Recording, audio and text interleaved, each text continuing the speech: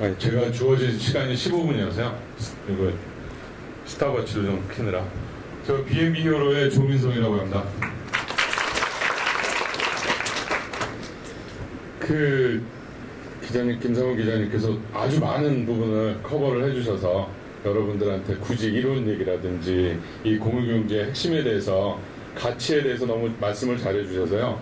저 같은 경우는 아까 마지막에 사진을 보여주셨잖아요. 이태원이요. 그 창업할 때 뭐 사무실로 썼었는데, 마침 지난 수요일 날 저희가 이렇게 여수에서 프로젝트를 좀 하는 게 있어요. 근데 그게 마침 이렇게 방송에 나왔는데 한 3분짜리인데 그거를 보면 사실 제가 오늘 드릴 말씀은 다 나오거든요. 잠깐 한번 동영상을 보시겠습니다. 하루 평균 16만 명의 관광객들이 찾아온다는 여수는 지금 축제에도 이미 꽉꽉 들어찬 막시설들로 할 곳 없는 나그네들이 출몰했던 건데요. 그런데 이 북색한 속에서 아주 여유롭게 잘 곳을 찾는다는 범정과 왕우씨의 숙소는 1박 2일도 아니요, 신석집도 아니요, 난생 처음 와본다는 여수 아줌마네 집. 우리 왔으니까 이제 잘해줘야지. 이제 편안하게. 여수 도가니의 김경란 아주머니의 딸이 올봄 일본으로 여행을 떠나 이친망이 비어 있었다는 가정을 국경 넘어 홍콩에서부터 알고 왔다는데요.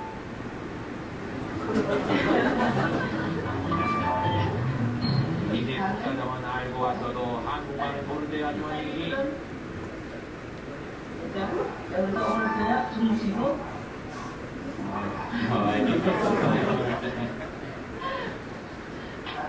이럴 때 진짜 깜깜해요. 비록 많은 대화는 못 나눌지라도 사흘밤 무광을 홍콩 나그네 먹고 자고 씻고 가는 요령은 충분히 설명 가능. 어때 정말 이 정도 오케이요? It's a very good room. Nice view. Very good marine style home. Perfect.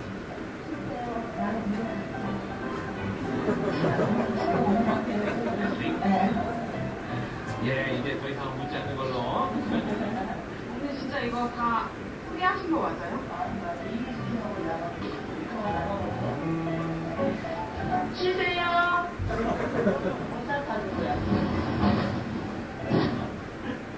그러니까 안 되면 솔직히 다 알려줘요. 한국 사람들은. 그러니까 홍콩 총각과 한국 아주머니의 인연을 맺어준 닮아진 빈집과 빈방을 공유하는 집 공유 사이트.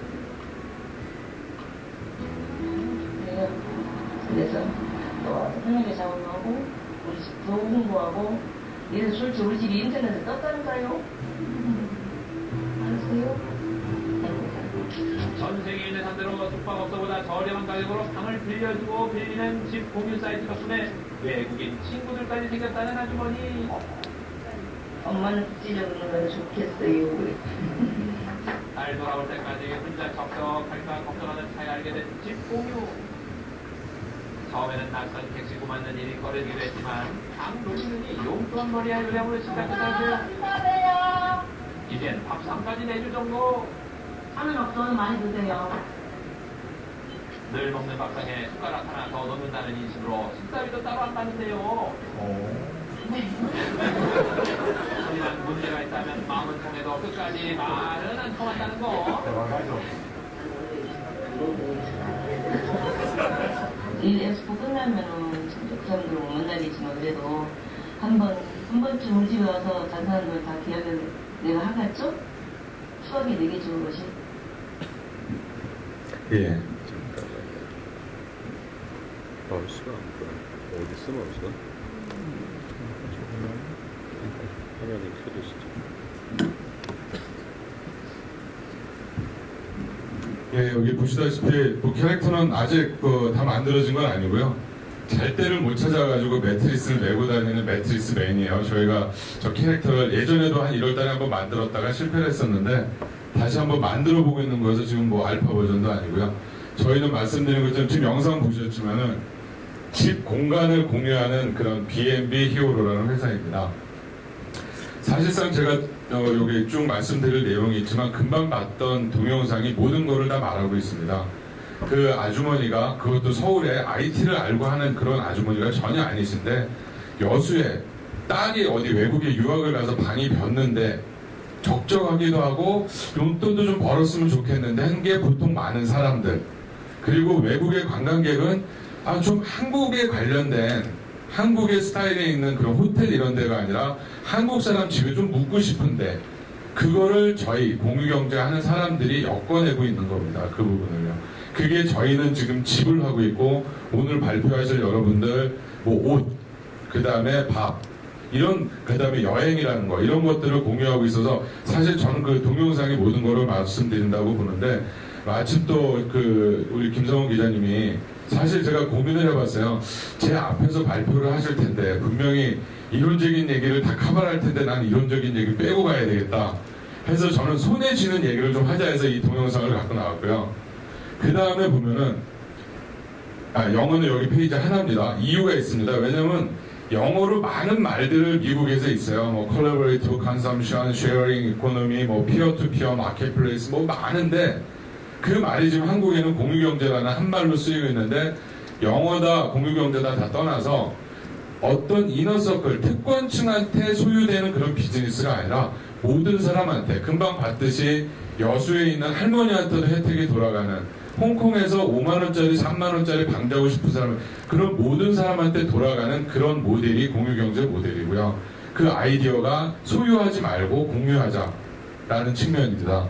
그래서 그런 공유경제가 과연 여기 지금 오늘이 공유경제 스타트업 세션이어서 제가 일부러 이걸 만들어 봤는데 뭐 똑같은 얘기입니다. 근데 과연 스타트업한테는 어떤 의미가 있나 공유경제가 보시면은 이 기술의 발달을 잘 지켜보시다가 기술의 발달이라는 거는 예전에는 억세스가 사람들이 억세스하기가 되게 힘들었죠. 왜냐하면 지금처럼 할머니 할아버지도 스마트폰을 갖고 있지 않은 1, 2년, 2, 3년 전만 해도 근데 지금은 2천만 명 이상의 할머니 할아버지들도 다 스마트폰을 갖고 있기 때문에 그분들한테 억세스를 할 수가 있어요. 그리고 금방 그 김성훈 기자님이 말씀하셨던 대기업이나 기업의 브랜드만 어떤 그 신용이라는 거, 신뢰라는 거를 제공을 했기 때문에 우리가 항상 예를 들어서 차를 빛낸다 그랬으면 아비스나 무슨 허츠 그 다음에 뭐 어디 가서 숙박을 한다 그러면은 힐튼 호텔이나 이렇게 브랜드 있는 데를 가서 잤었거든요. 그러나 이제는 개인이 제공하는 차, 개인이 제공하는 숙박도 그 페이스북이나 트위터 때문에 평판, 이제는 더 이상 신용이 아니라 평판을 갖고 거래할 수 있는 그럼 여러분들이 이 기술의 변화와 사회의 변화를 가지고 과연 어떤 문제를 솔루션을 해결할 수 있느냐가 여러분들이 창업을 할 수 있는 아이디어인 거예요. 거기에 이제 나와 있는 것들이 예를 들어서 차량의 배기가스가 너무 많아서 환경 문제가 생겼다. 그럼 차량 더 계속 만들어내지 말고 있는 차 갖고 활용하자가 뭐 게더라운드, 그 다음에 릴레이 라이드라는 거고, 그 다음에 우리 좀 이따 발표하실 뭐 이성용 대표님의 아이들 옷 계속해서 만들어내다 보니까 뭐 환경 쓰레기 어쩌고저쩌고 하는데 왜 계속 만드냐 1년밖에 못 입는 거 그거 좀 나눠 쓰자. 근데 옛날에는 개인이라는 사람이 저 사람이 A라는 사람이 내가 잘 몰랐지만 지금 A가 봤더니 내 친구의 친구예요. 페이스북 평을 봤다. 그 사람 믿으니까 그 사람 딸의 옷은 내가 갖다 쓸 수 있겠다. 근데 이런 것들이 해결될 수 있었던 점은 우리나라도 지금 똑같은 게 미국에서 이게 먼저 사업 아이디어가 좋아서 미국에서 성공했다기보다는 모든 게 쉽게 말해서 이렇게 맞아 떨어진 거예요. 2008년도에 미국에서 서브프라임 나고 외환위기 나오면서 글로벌 불황이 그쪽에서 시작이 됐었어요. 그럼 우리나라도 이제는 그런 시대가 오고 있거든요. 그래서 스타트업은 말씀드린 기술의 변화 잘 지켜보시고 저런 사회의 변화를 갖고선 나는 어떤 거를 해결해낼 수 있다라는 확신이 생기게 되는 사업을 이제 준비를 하시면 되는 거겠죠. 그래서 그거는 이제 스타트업에서 바라보는 사업이고 그럼 과연 저는 손에 쥐는 경제 얘기를 좋아하거든요. 현장에서는 어떻게 느끼는가? 이 간단한 예지만은 그 샌프란시스코 시장이 올 6월인가 7월 달에 발표를 하나 했던 거예요. 이제 야 공유경제라는 게 상당히 좋은 거구나. 우리 시에서 한번 주도해서 워크샵을 해보자 했는데 그 키는 뭐였냐면은 여기 뭐 많은 글이 써 있는데 다 필요 없습니다. 이 시장이 이거를 좋아하는 이유는 모든 소득계층 부자, 가난한 사람 아무 상관없고 그 다음에 모든 샌프란시스코 주민 예를 들어서 샌프란시스코에 우리 뭐 일본 그 자금 갖고 들어와서 비즈니스 하는 사람들이 돈을 벌어가는 게 아니라 샌프란시스코 주민들이 티코를 갖고 있으면 티코 갖고 차를 나눠 쓸 수 있고 그 다음에 내가 방이 좋은 아파트든 나쁜 아파트든 관광객한테 내줄 수 있으면 그런 식으로 소득계층하고 샌프란시스코 주민에게 모든 소득과 새로운 일자리를 창출, 있는 것을 공유함으로써. 그래서 공유경제의 결론적으로 현장에서 느끼는 것은 뭐냐면요, 가치를 창출해줘야 돼요. 공유경제는 사회적 기업이 아닙니다. 기부하고 수혜자가 있고 어디에 허공으로 날아가는 게 아니라 있는 것을 공유해서 그 어떤 사람한테는 인컴이 생겨주는 거고 어떤 사람한테는 쉽게 말해서 그 코스트를 절약을 하는 거죠. 그래서 절약과 인컴이 생기면서 가치가 생성되어야 되는 게 이제 기본적으로 공유경제라고 할 수 있습니다. 그래서 좀 더 디테일하게 들어가 보면은 보시면은 지금까지 비즈니스라고 하는 것들은 자본력과 기술력은 가진 사람들이 비즈니스를 해왔어요. 제가 보시면은 제가 3개만 만들어 놨는데 자동차라는 것도 보면은 판매업자한테 사든지 아니면 대형 렌트카 업자한테 빌리든지, 숙박도 호텔 콘도 이렇게 대규모의 땅을 갖고 있는 자본력이 있는 사람들이 만들어 놓은 데 가서 묵든지, 여행도 대형 여행사. 왜냐하면 아까 말씀드린 것처럼 이런 소셜 네트워크가 생기기 전에 아니면 웹이나 모바일로 이지 액세스 하기 전에는 우리가 믿고 살 수 있는 거는 대기업 브랜드하고 대기업밖에 없었거든요. 그러나 금방 말씀드리는 이게 샌프란시스코 얘기인데 Get Around라는 차가 개인의 차를 공유하는 비즈니스 모델을 나오고, 에어비앤비가 개인의 집을 공유할 수 있는 비즈니스 모델을 들고 나오고, 그 다음 베이어블이라는 회사는 여행사의 여행 상품이 아니라 개인이 갖고 있는, 나는 원래 샌프란시스코의 피어 어디를 맨날 걸어다니면서 어느 여행자보다 나는 그 정보를 잘 알아. 그 사람은 그걸 공유하는 그런 여행 상품을 공유하는, 좀 이따 myweartrip.com에서도 얘기를 할 텐데요. 이런 세 회사 때문에 실질적으로는 이러한 서비스가 가능해지고 기회균등의 선이 무너져 버렸습니다. 그러니까 비즈니스라는 게 저 위에 사람들, 자본력과 기술력만 가지고 있는 사람들이 하는 게 아니라 밑에 사람도 할 수 있는 모든 사람들이, 아까 말씀드린 것처럼 everyone, every neighbor, 그 사람들이, 그게 이제 공유경제의 핵심 가치라고 볼 수가 있겠습니다.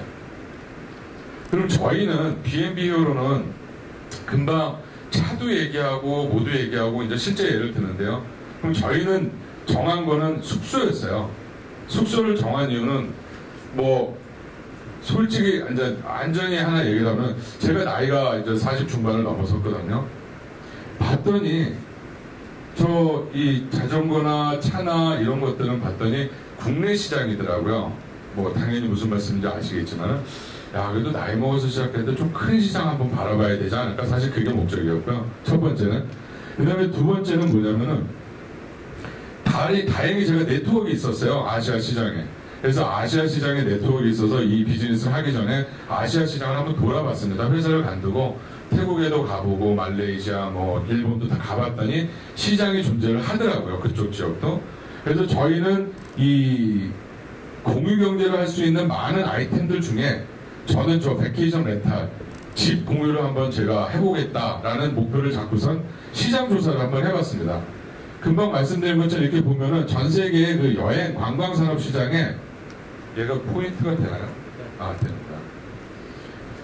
그 시장에 보시면은 여기에 이제 인바운드라는 유럽으로 여행 들어오는 숫자 4억 명, 미주 지역으로 들어오는 숫자 1억 5천만 명, 아시아 지역은 2억 명. 그러니까 아시아가 상당히 뭐 여기에 비해서 절대 뒤질 그러는 숫자가 아닌데, 보시면은 이쪽에는 방을 공유하는 회사가 100개가 넘어요, 지금요. 근데 아시아에는 아무도 없더라고요. 뭐 여러 가지 문제가 있겠죠. 근데 거기에 제일 큰 문제는 보시면은 아시아는 아직까지 여행을 인출하라고 하죠. 아시아 사람들끼리만 다녀요. 미국하고 보시면은 미국에서 유럽 가는 사람이 30%, 이거 좀 저기 깨졌네요. 제 PPT였는데. 그리고 유럽에서 오는 사람 40%에서 이 시장이 이 업체들한테는 이 사람들한테는 아시아 시장은 그렇게 큰 시장이 아니거든요. 그러다 보니까 아시아 시장을 많이 신경을 좀 안 쓰고 있고요. 그거 검증을 제가 분석을 해봤더니 이게 보면은 뭐냐면은 전 세계에서 제일 관광객이 많이 찾는 그 도시의 그 관광객 숫자입니다. 아시아 국가가 절대 뒤지는 나라들이 아니거든요. 도시가 방콕이라든가 서울도 마찬가지로 지금 현재는 뭐 1000만 명이 넘는다고 하지만 이때 당시에는 한 700~800만 명. 그런데 방을 공유하는 전 세계 리더라는 에어비앤비나 윈두가 방을 공유하는 숫자가 뉴욕에는 13,000개, 런던에는 5,000개, 파리에는 이런데 아시아 지역에는 아예 없습니다. 지금 뭐 200개에서 300개. 그래서 저는 아까 말씀드린 것처럼 전 세계 시장을 봤더니 아시아 시장, 전체 아시아 시장이 작은 시장이 아니고 실질적으로 도시의 숫자를 봤더니 여기에 갭이 상당히 있구나. 그리고 이거는 에어비앤비가 발표한 자료인데 2011년도에 아예 정모했었습니다. 에어비앤비에. 지금 이제 서서히 시장이 아시아 시장이 일어나고 있는 상태고요. 그리고 더 디테일하게 한번 서울만 봐봤습니다. 서울을 봐보면은 서울에 지금 실질적으로 1000만 명의 관광객이 들어와서 3,800만 숙박 룸나잇이라고 보통 이쪽 업계에서는 얘기하거든요.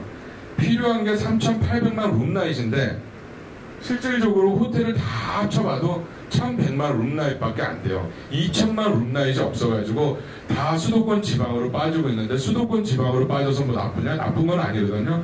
근데 모든 관광객들이 돌아가면서 제일 나빴던 것 중에 하나 말하면은 숙소에서 관광지의 이동 시간이라고 그래요. 2시간, 3시간씩 걸려가지고.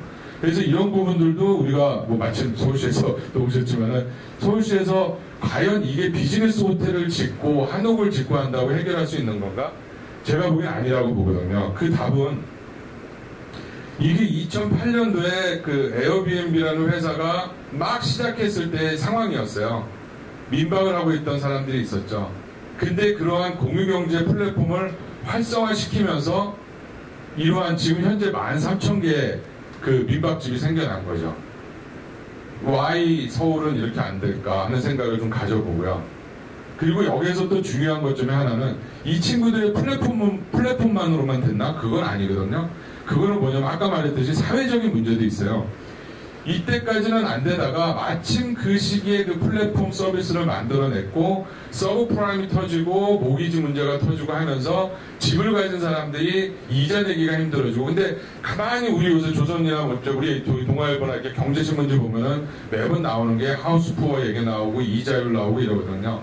저희가 지금 뭐 제가 뭐 경제학자는 아니지만 이런 비즈니스에 제일 좋은 적기가 아닌가라는 그 제일 트렌드가 하지 않나라고 제가 생각을 하고 있습니다.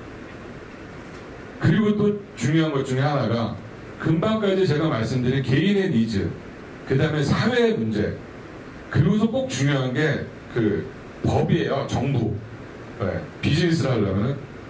근데 여기서 보시면은 너무나 좋은 것 중에 하나가 문화관광부가 작년 12월 말에 도저히 그 관광 숙박업체에 대해서 문제 해결이 불가능하다. 해외에 봤더니 개인이 개인집을 공유하는 그런 좋은 모델이 있으니까 도시 민박업이라고 해서 일반 개인당 자기 집에서 5개 방까지는 민박업을 할 수 있게 해줬어요. 그러니까 숙박업이 아니고 거기에 더 들어가 보시면은 세금 안 내고 뭐 이런저런 혜택들이 있습니다. 그리고 지식경제부 자체도 불황에 들어가고 뭐 하면서 전세 이렇게 지금 보면은 한국에서도 아까 말씀드린 사회적인 하우스푸어라든지 이런 문제들 그 다음에 정부에서도 어떤 이런 것들을 해결해주고 그럼으로써 이제 시장은 무르익었다고 보고 공유경제가 외국에서도 떴던 이유 중에 하나가 인터넷을 통해서 온라인에서 온라인 컨텐츠는 엄청나게 많이 공유를 했어요. 그러니까 별로 특별한 일이 아니에요. 근데 온라인을 통해서 오프라인에 우리가 사는 사람들의 제일 중요한 집을 공유하고 차를 공유하다 보니까 이게 얘기가 커진 거거든요. 그래서 집을 공유하는 게 한국에서도 바람이 분다는 얘기는 아직까지는 우리나라가 피어투피어로 자동차를 공유를 할 수가 없어요. 법적으로 안 되기 때문에. 그러나 공유경제에서 카시형이라는 말이 나오고 있잖아요. 미국에서는 개인과 개인이 자기 차를 빌려줄 수 있는 법적 규제가 풀려 있고요. 그래서 집을 풀어주고 차를 풀어주고 이렇게 된다면 한국도 조만간에 공유경제라는 게 아주 활성화되리라고 확신을 하고요. 그리고선 제가 저희의 샘플을 좀 보여드리겠습니다. 몇 가지. 저희 같은 경우 말씀드린 것처럼 B&B 헤어로가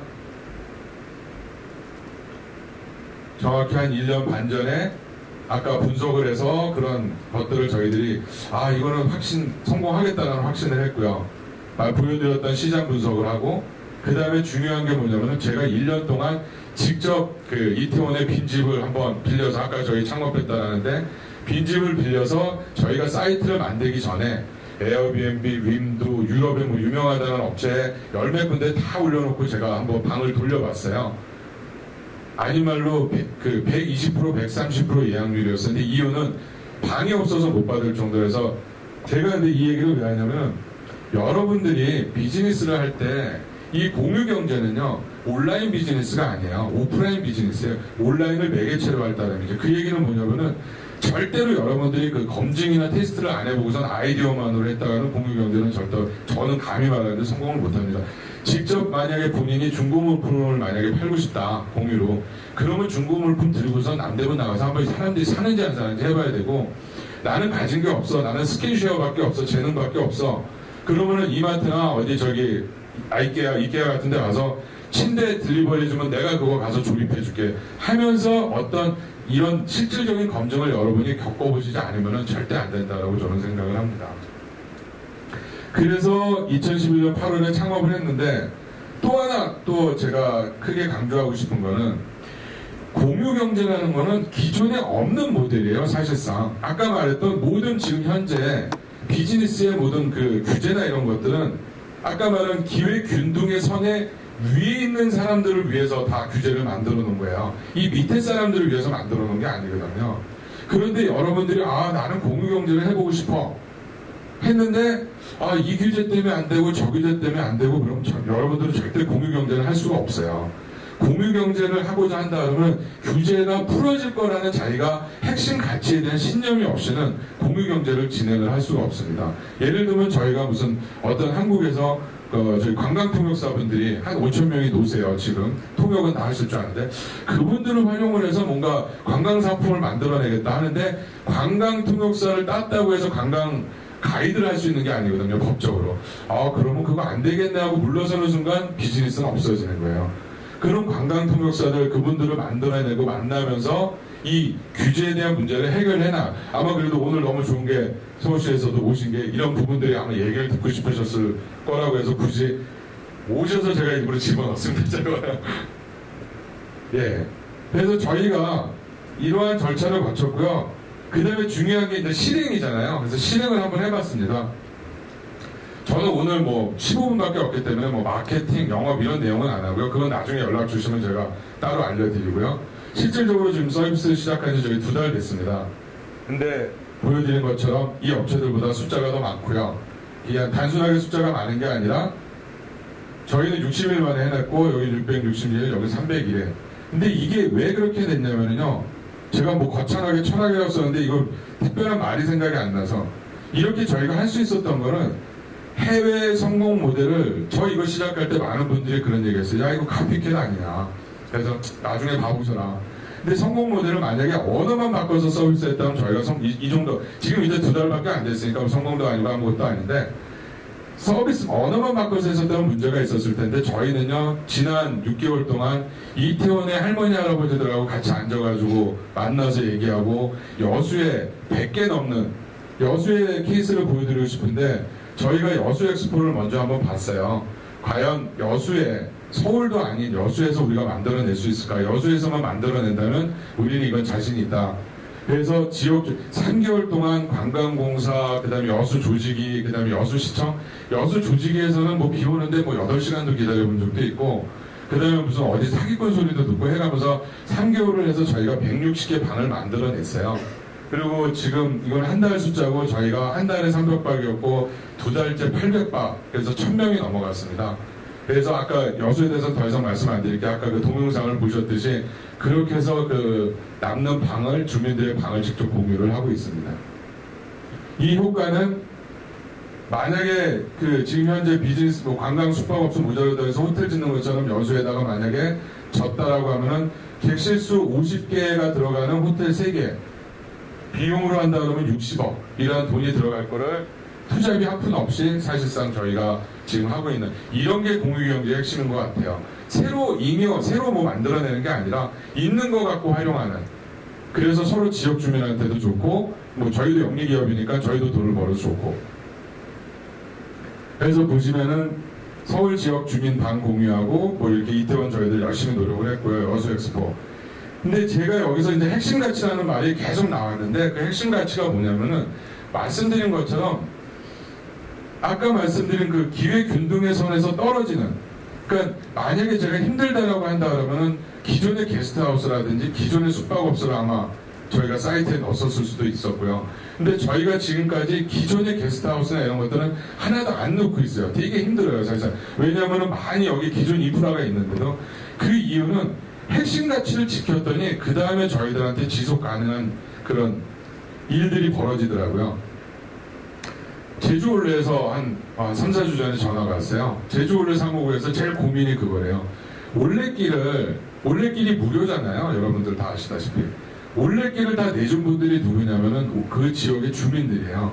근데 그 지역의 주민들이 얻는 건 뭔지 아세요? 쓰레기밖에 없어요. 관광객이 다녀간 쓰레기.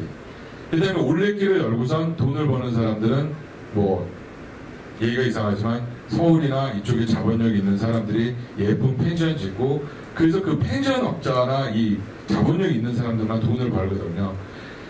제주 올레에 수많은 여행업체, 제일 큰 업체에서부터 다 찾아왔었대요. 우리 같이 하자. 우리가 너희들 시스템 대주고 숙박 뭐 다 해주고 다 해준다고 하는데 제주 올레가 한 번도 하진 않았는데 저희하고 지금 얘기가 지금 진행이 되는 게 저한테 요구 조건이 그거였어요. 지역 주민, 해녀 할머니 이제는 더 이상 늙어서 해녀 못 나가시는 분한테 너 10만원 벌어줄 수 있냐, 20만원 벌어줄 수 있냐. 저는 당연히 할 수 있다고 했습니다. 여수에서 해봤기 때문에.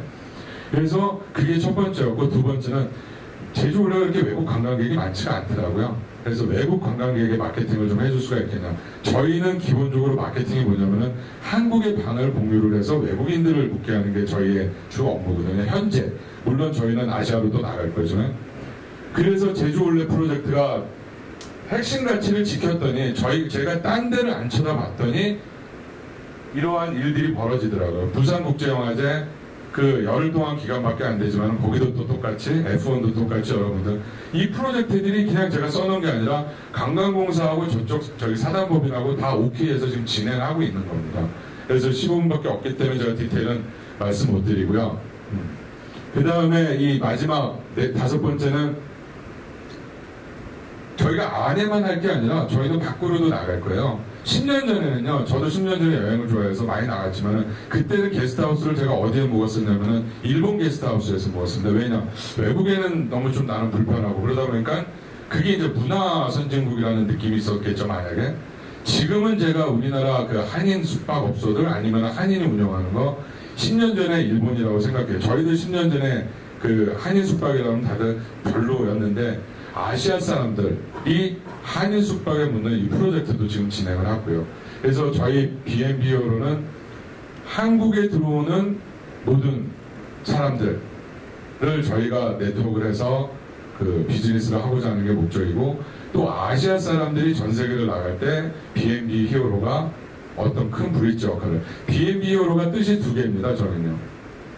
일단은 첫 번째는 아까 여수 할머니처럼 그런 분한테 자그마하지만 B&B라는 비즈니스를 알려드려서 그분들한테 저희가 히어로가 되고 싶다. 그게 첫 번째 뜻이고요. 두 번째 뜻은 아시아 지역에서 B&B에서 저희가 히어로가 되겠다는 그 두 가지 뜻입니다. 그래서 마지막 보여드리면은 어쨌든 오늘 스타트업 세션이기 때문에 근데 보니까 많은 경륜이 계신 분들이 많이 계셔서 안 맞을 수도 있겠지만 그래도 굳이 이제 스타트업 세션이기 때문에 제가 굳이 말씀드린 싶은 거는 절대로 힘들다고 딴짓 잠깐 하는 순간 여러분의 비즈니스는 망가집니다. 핵심 가치 절대 유지하셔야 돼요. 제가 말씀드린 것처럼 집을 공유하고 사람의 빈방을 공유하겠다고 하면서 어느 순간 만약에 기존의 상업적인 쪽으로 발을 트는 순간 저희 비즈니스는 안 될 거고요. 그러나 그렇다고 만약 그렇게는 안 해요. 그 에어비앤비가요. 하나 말씀드리면 자꾸 제 에어비앤비 얘기해서 이상한데 그 뉴욕에 방이 13,000개가 있는데 3,000개가 방을 공유하는 거고요. 10,000개는 다 지금 상업적인데요. 집 자체를 빌려주는데. 근데 에어비앤비가 지금도 공유경제 선두주자인 건 뭐냐면은 그 3,000개 20에서 30%지만 계속 핵심 가치를 유지하고 있거든요. 그러니까 절대적으로 그 핵심 가치가 유지된 상황에서 나머지 10,000개 70%가 들어온 거거든요. 그러니까 여러분들이 공유경제로 공유하실 때 하시다가 절대 그 딴 데로 보시면 안 되고요. 그 다음에 말씀드린 것처럼 이건 온라인 비즈니스가 아니라 오프라인 비즈니스입니다. 엄청난 노력이 들어가요. 그러니까 꼭 검증을 하셔야 되고요. 그 다음에 말씀드린 그 핵심 가치에 대한 거를 쳐다보고 검증을 하다 보면 여러분들의 그 지속 가능한 발전이 나올 거고 마지막은 규제에 대한 거.